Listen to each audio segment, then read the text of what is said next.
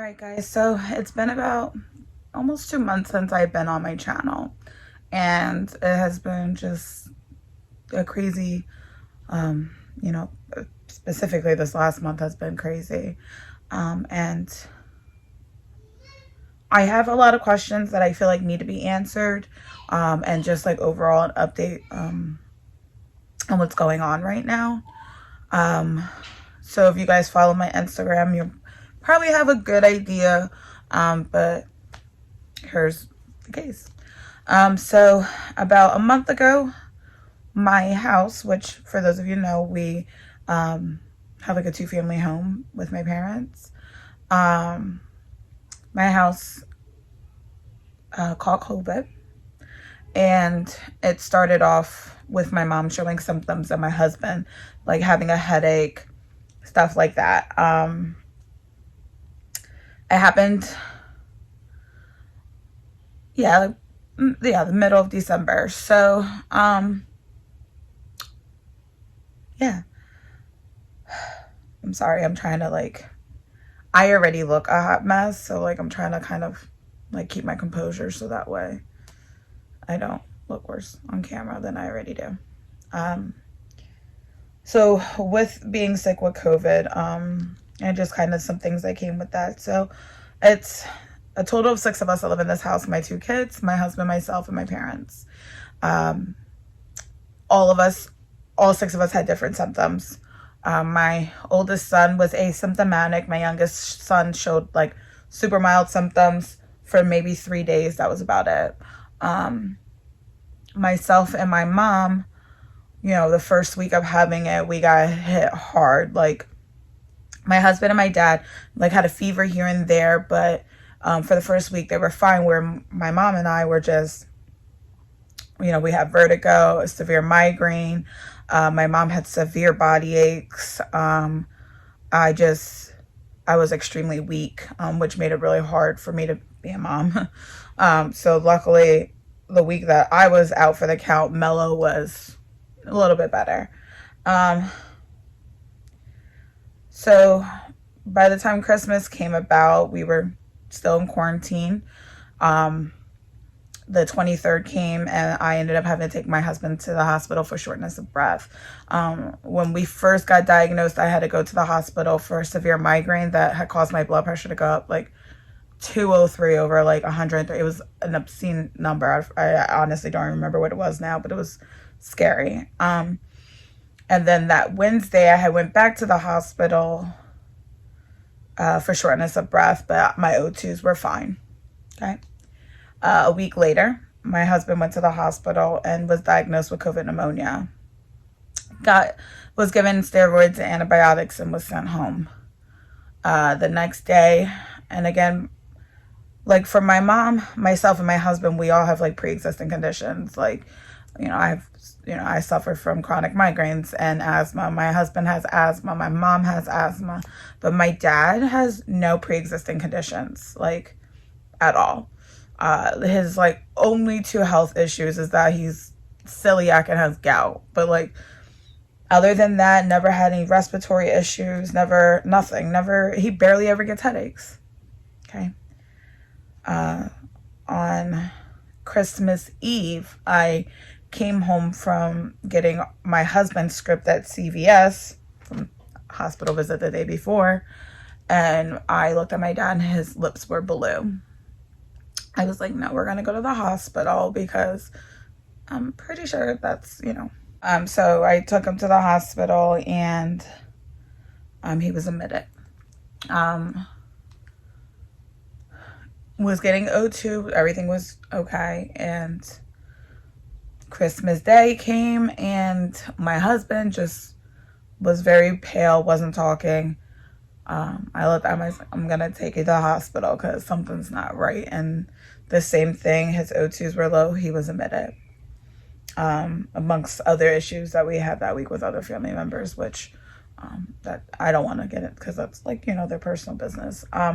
So on Christmas Day, my husband went to the hospital. It was a nerve-wracking few days that he was in there, but he got his medication. And he had like, I guess, a typical course of treatment with COVID pneumonia, and was released like 5 days later. So this is where the story kind of gets more complicated. And the only reason why I'm sharing this is honestly, just it's the reality of COVID. And I didn't think that it was smart for me to, for myself, my family, to go through this experience and not use my platform to kind of just bring awareness to the issue. So like I said, my dad got admitted on Christmas Eve. On January 1st, by January 1st, he had rapidly declined, and was needing a lot of oxygen assistance. We got a phone call that they were taking him to PCU. And less than a half an hour later, they called us back and said that they were actually taking him to ICU and that they had to ventilate him. Okay. Yeah, so that was January 1st. Today is January 18th. My dad has now been on the ventilator for 18 days. His case is extremely critical. He is very sick, as everyone keeps bringing my attention. He is very sick. And I just want to reiterate, my dad has no pre-existing conditions. He's on a very high setting on a ventilator. He is on a heavy sedation and paralytic. I have spent the last maybe 15 days FaceTiming, Zoom calling to the hospital to talk to him. Each day has gotten worse for me. But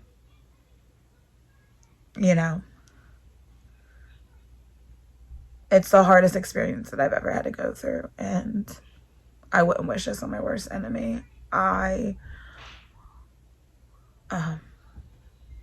have faith in my father in the sense of like how much he loves life and who he is as a person and just how involved he's always been. So I know in my heart that he would fight tooth and nail to get home.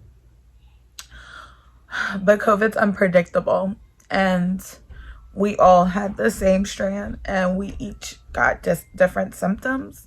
And the one person who the first week barely had any symptoms was doing great, ended up and had no pre-existing conditions, and ended up the sickest out of all of us.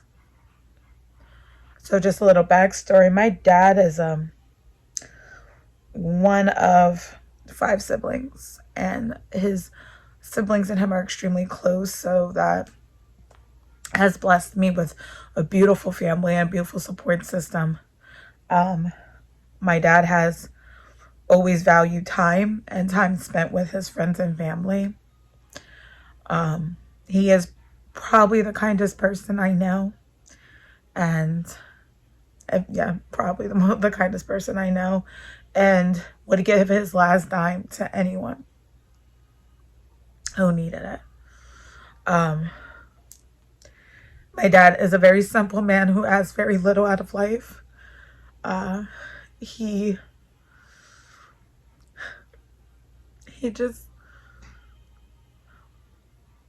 loved to spend time with people and his grandkids, and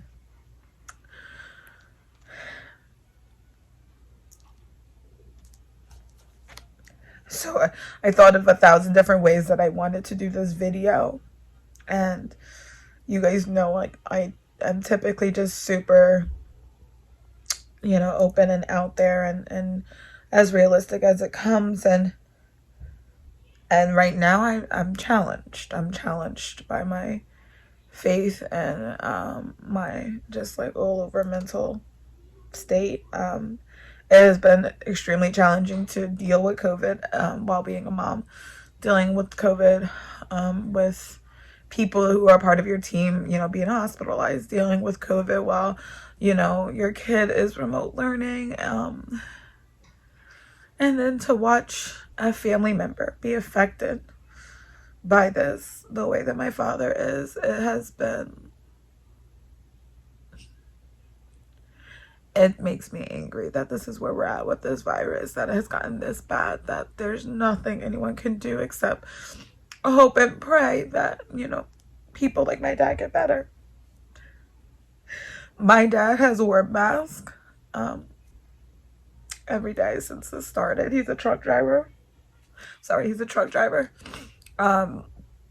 He's always been super cautious. The reason why we really didn't do a lot this past year, which you guys have seen, most of you, is because of the risk that my mom's job had, and we knew the reality of it. We really did try to play it safe as possible. We never thought in a million years that it would be us. You see it on TV. You hear the stories on the news. You hear the hospitals and staff going through all these crazy things, and not in a million years would you assume that it would happen to you. And then you're here, and this is your reality. And everything is so far out of your control. You can't get to the hospital to see them. You can't advocate for them in person. You can't hold their hand. You can't hold them. And it's debilitating most days. But as a mom, I have to, straighten myself up and get myself together, because I have two little people, one of which who has no idea what's going on, and the other one who's fully aware of what's going on and is scared for his best friend. Because for those of you who know, Carmelo and my dad are literally best friends. They do everything together. They're always together, much like my father and myself. I mean, I'm 30 years old, and I literally, my dad is my best friend. Like, I've always said that. We have gone to as many movies as I can remember, but particularly the whole Marvel universe. We have seen every movie together. We've always made it father and daughter trips, and he wrote out my next tattoo that's Marvel related, and he's made me who I am. He's kind, and he's so selfless, and I don't even know if I'm as much of him as I think, but I hope that even if I'm just a quarter of it, I'm in the right direction, because he is that amazing of a man. And this is how COVID has affected my family. This is how COVID has affected a lot of families that has gone through this. But it was the worst experience of my life. It's not like a flu. You figure we all have the same strand, and we all got different symptoms. It is like playing Russian roulette with your life. And I wish there was something out there that can save him, that can help him. So I did the only thing I knew what was best, which was turning to my social media accounts and just ask you guys all for prayer, because that's where we're at. My dad has a 50-50 chance. He's not even 60 years old.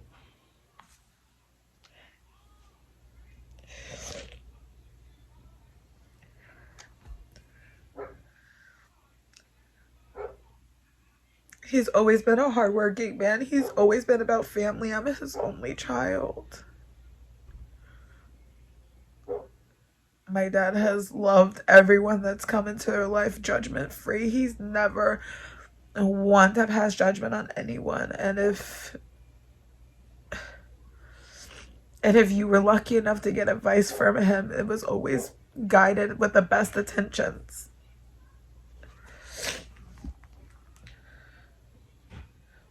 My dad deserves more time, as I'm sure plenty of other people that have been in my shoes understand.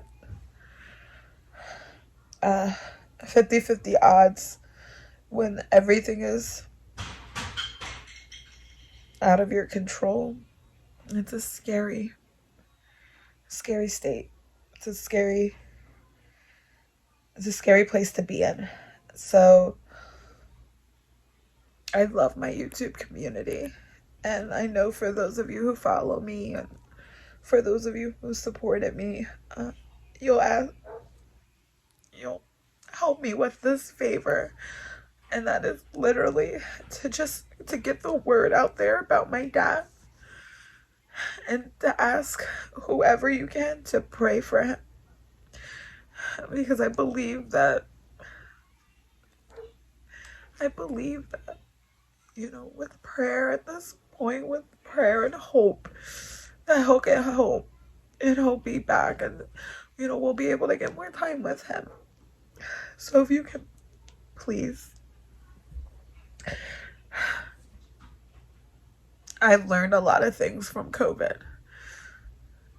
Health, I had big plans during COVID. I was like, I'm changing my life around. I see how dependent my body is on the fuel it takes in, and okay, we're gonna do that. And then it was, all right, well, we're going to take the kids out more. This had us in the house for a whole X amount of time, and we came up with this, and then my dad got as sick as he did, and you kind of put everything on hold, and you're trying to figure out how to live your life while your entire world is crumbling around you, and it's a hard balance to try to figure out. I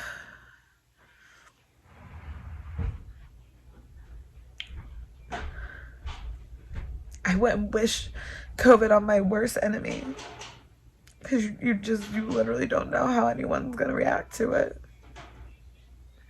The sicker my dad got, the more he would say, like, slow down, get some rest to everyone else. At one point, he even told my mom, like, I'm glad that it's me and not you, because I don't think you could have handled this.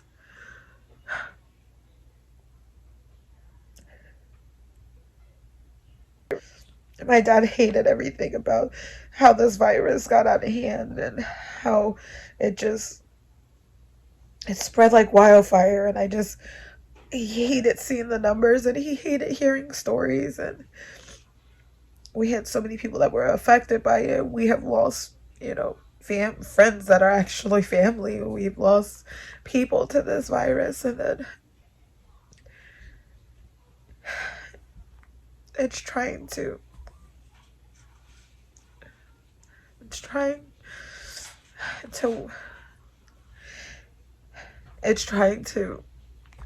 claim my father, and I need prayer.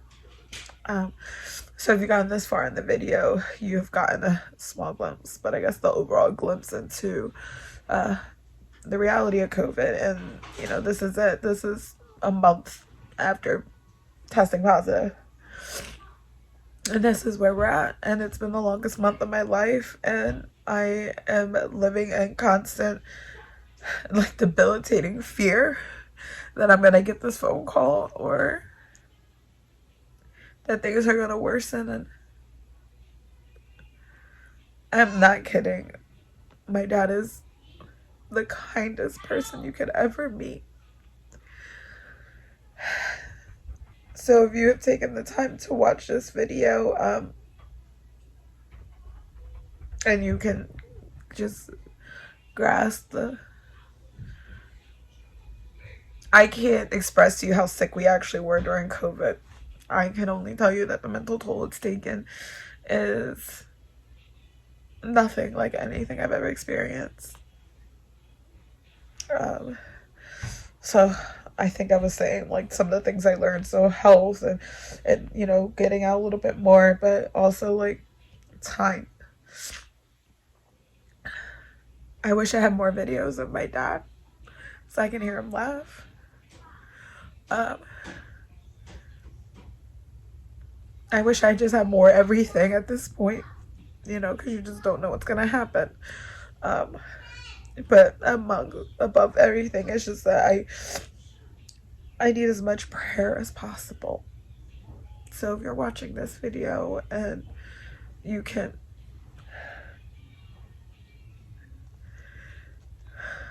sympathize, even if it's just a little bit, I ask for you to please take the time and pray for my dad.